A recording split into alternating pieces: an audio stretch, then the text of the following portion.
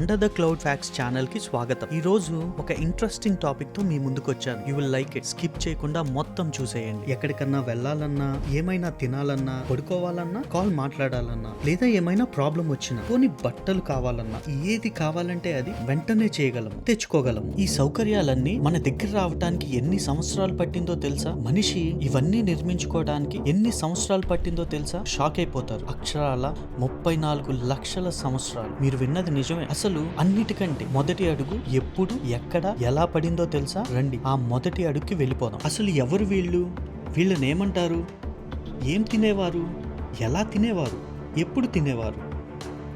వీరు జంతువుల్ని వేటాడేవారా? ఏ జంతువుల్ని వేటాడేవారు? వేటిని ఉపయోగించి వేటాడేవారు? వీరిలో స్త్రీలు కూడా వేటాడేవారా? వీరికి అసలు పెట్స్ ఉండేవా?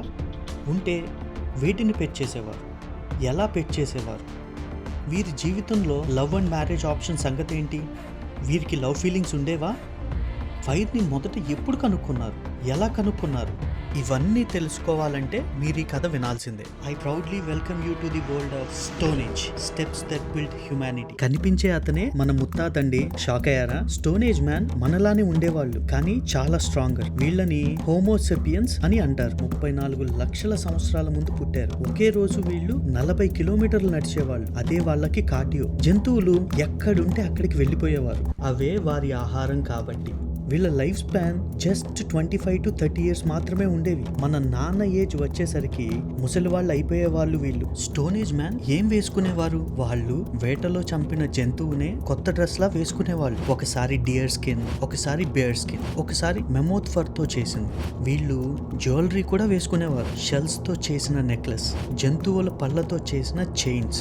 ఎవరి దగ్గర అయితే టీత్ నెక్లెస్ ఉంటుందో వాళ్ళే మోస్ట్ పవర్ఫుల్ హంటర్. అదే వారి స్టేటస్ సింబల్. వీళ్ళకి బ్యూటీ కాన్సెప్ట్ ఉండేదా? అబ్సల్యూట్లీ ఉండేది. స్ట్రాంగ్ బాడీ, హంటింగ్ నుండి వచ్చిన స్కార్స్, వీటినే అట్రాక్టివ్ గా కన్సిడర్ చేసేవాళ్ళు. బర్డ్ ఫీదర్స్ ని తలలో పెట్టుకునేవాళ్ళు. స్టోన్ ఏజ్ మ్యాన్ ఎక్కడ నివసించేవాళ్ళు? మనకి ఇల్లు అంటే ఫ్లాట్, హౌస్, అపార్ట్మెంట్. వీళ్ళకి ఇల్లు అంటే గుహ. ఇవే వీళ్ళకి లగ్జరీ హోటల్స్. ఇందులోనే నివసించేవారు. వర్షం వచ్చినా ప్రమాదం లేకుండా ఉండేవారు. కానీ అందరికీ కేవ్స్ దొరకవు కదా. అప్పుడు వీళ్ళు తమ హ్యాండ్స్ తో టెంపరరీ హట్స్ కట్టుకునేవాళ్ళు. పెద్ద పెద్ద ట్రీ బ్రాంచెస్ తో ఫ్రేమ్స్ చేసి, యానిమల్ స్కిన్స్ తో కవర్ చేసి, లీవ్స్ తో సీల్ చేసేవారు. ఒక్క రోజులో రెడీ అయిపోయేది. Zero cost, zero tools.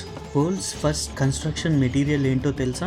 Bones. నిజమండి. కొన్ని స్టోన్ ఏజ్ ట్రైబ్స్ మెమోత్ అనే అతిపెద్ద యానిమల్ యొక్క ఎముకలను తీసుకొని వాటితో ఇల్లు కట్టేవారు. ఆ ఎముకలే వాల్స్ గా, జంతువుల చర్మం రూఫ్ గా యూజ్ చేసేవారు. వీళ్ళ బిగ్గెస్ట్ స్ట్రెంగ్త్ ఏంటో తెలుసా? Nature reading. అవునండి. రివర్ దగ్గర క్యాంప్ పెడితే వారికి వాటర్ దగ్గర, ఫిష్ దగ్గర ఒకేసారి అన్ని ఈజీగా దొరికేది. ఫారెస్ట్ ఎడ్జ్ దగ్గర ఉంటే హంటింగ్ కి కన్వీనియంట్ గా ఉండేది. Stone age man love and marriage. వీళ్ళకి లవ్ అండ్ మ్యారేజ్ ఉండేదా? అవును, ఉండేదండి.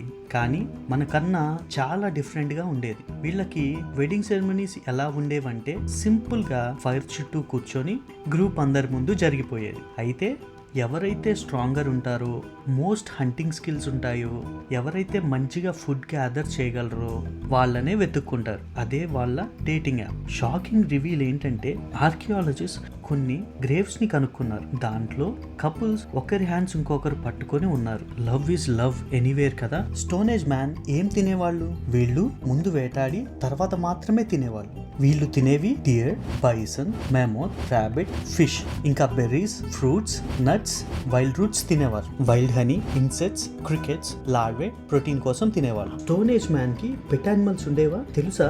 వీళ్ళకి పెట్స్ ఉండేవి. వీళ్ళకి మొదటి pet owls. Owls stone age camps దగ్గర మిగిలిన ఫుడ్ కోసం వచ్చేవి. మొదట చాలా భయపడేవారు. తర్వాత మెల్లగా నోటీస్ చేశారు. ఊల్స్ వేరే ప్రెడేటర్స్ వచ్చినప్పుడు సౌండ్ చేసి వార్న్ చేసేవి. అప్పుడు స్టోన్ ఏజ్ మ్యాన్ ఊల్ఫ్ పిల్లల్ని తీసుకొని పెంచుకున్నాడు. అది మెల్లగా ఫ్రెండ్లీ అయింది. అందుకే డాగ్ మనకి బెస్ట్ ఫ్రెండ్ అయ్యాడు. తర్వాత గోట్స్, షీప్, క్యాట్స్, కౌస్ అన్ని మెల్లగా డొమెస్టిక్ యానిమల్స్ అయ్యాయి. స్టోన్ ఏజ్ మ్యాన్ ఎలా వేటాడేవారు? ఇది ఎక్సైటింగ్ పార్ట్. వాళ్ళ దగ్గర గన్ లేదు, నైఫ్ లేదు, కానీ మెమోత్ లాంటి భారీ జంతువుల్ని వేటాడేవారు. వీళ్ళ వెపన్స్ చూద్దాం రండి. స్టోన్ తో చేసిన షార్ప్ స్పియర్, ఫ్లింట్ తో చేసిన hand access, sharp stone knife. ఒక గ్రూప్ కలిసి ఒక జంతువు మీద పడేవారు. మెమోత్ ని అన్ని వైపులా చుట్టుముట్టేవారు. క్లిఫ్ మీదకి పరిగెత్తి ఎత్తించేవారు, అక్కడి నుంచి కింద పడితే ఇంకా ఆ మెమోత్ అంతే. డీప్ పిట్స్ తవ్వేవారు, ఆకులతో కవర్ చేసి జంతువుల్ని లోపల పడేసేవారు. ఉమెన్ ఫుడ్ గ్యాదరింగ్ చేసేవారు, చిన్న యానిమల్స్ ని వేటాడేవారు. వేట ఫెయిల్ అయినప్పుడు వీళ్ళు పస్తులు ఉండేవారు. స్టోన్ ఏజ్ మ్యాన్ ఫైర్ ని ఎలా కనుక్కున్నారు? అది హిస్టరీలోనే చాలా ఇంపార్టెంట్ రోజు. ఫైర్ ని కనుక్కున్న రోజు దాదాపు 10 లక్షల సంవత్సరాల ముందు. అంటే అప్పటికి స్టోన్ ఏజ్ మ్యాన్ పుట్టి 24 లక్షల సంవత్సరాలైంది. ఒక స్టోన్ ఏజ్ మ్యాన్ మెరుపు పడిన చోట అగ్గిని చూశాడు. మొదట చాలా భయపడ్డాడు, తర్వాత దాన్ని యూస్ చేయడం స్టార్ట్ చేశాడు. ఫైర్ వచ్చాక మారింది ఏంటంటే కుక్డ్ ఫుడ్ స్ట్రాంగర్ ఇమ్యూనిటీని ఇచ్చింది, ఐస్ ఏజ్ లో వేడినిచ్చింది, వైల్డ్ యానిమల్స్ నుంచి ప్రొటెక్షన్ గా యూజ్ అయింది. నిప్పారిపోతే మళ్ళీ రాజేయటానికి గంటల సమయం పట్టేది. అందుకే ఫైర్ ని అగ్నిదేవుళ్లా చూసేవారు. ఫైనల్ గా స్టోన్ ఏజ్ ఎలా ఎండ్ అయింది? The most important moment in stone age. Stone age ఒక్క డిస్కవరీ వల్ల ఎండ్ అయింది. 10,000 సంవత్సరాల ముందు ఒక stone age woman wild wheat seeds ని ప్లే చేస్తూ గ్రౌండ్ లో పడేసింది. కొన్ని డేస్ తర్వాత అవి ప్లాంట్స్ అయ్యాయి. అప్పుడు తనకి ఒక ఐడియా వచ్చింది, మనం మొక్కలు పెంచితే వేటకి వెళ్లకుండా ఫుడ్ దొరుకుతుంది కదా అని. అదే వరల్డ్స్ ఫస్ట్ ఫార్మింగ్ ఎక్స్పెరిమెంట్. దాని తర్వాత అందరూ ఒకే చోట ఉండటం మొదలు పెట్టారు. అక్కడే విలేజ్ పుట్టింది, ట్రేడింగ్ పుట్టింది, లాస్ పుట్టాయి, గవర్నమెంట్ పుట్టింది. ఒక్క పాప వల్ల హ్యూమన్ సివిలైజేషన్ పుట్టింది. The final conclusion, stone age వాళ్ళు ఒక చోట ఉండటానికి లేదు, మనకి ఇల్లుంది. స్టోన్ ఏజ్ లో వింటర్ అప్పుడు ఆహారం కోసం చాలా కష్టపడేవారు, కానీ మనకి అన్ని కాళ్ళ దగ్గరే ఉన్నాయి. సెబ్రీ టూత్ లాంటి డేంజరస్ యానిమల్ తో పోరాడేవారు, కానీ మనకి 24 అవర్స్ సెక్యూరిటీ ఉంది. వారికి మెడిసిన్ లేదు, మనకి ఉంది. కానీ వారు ఎప్పుడు క్విట్ చేయలేదు, పోరాడారు, అడాప్ట్ చేసుకున్నారు, సర్వైవ్ అయ్యారు, ఎవాల్వ్ అయ్యారు. నెక్స్ట్ టైం మనం ఒకటి గుర్తుపెట్టుకోవాలి, మన తాతలు సబ్రీటూత్ టైగర్ తో పోరాడారు అని. మన ప్రాబ్లమ్స్ అంతకన్నా తక్కువ అని. ఈ వీడియో మీకు నచ్చిందా? అయితే ఇలాంటి మైండ్ బ్లోయింగ్ ఫ్యాక్ట్స్ కోసం, ఇంట్రెస్టింగ్ టాపిక్స్ కోసం సబ్స్క్రైబ్ చేయండి. అండర్ ద క్లౌడ్స్ ఫ్యాక్ట్స్ తో మళ్ళీ కలుద్దాం. Thank you.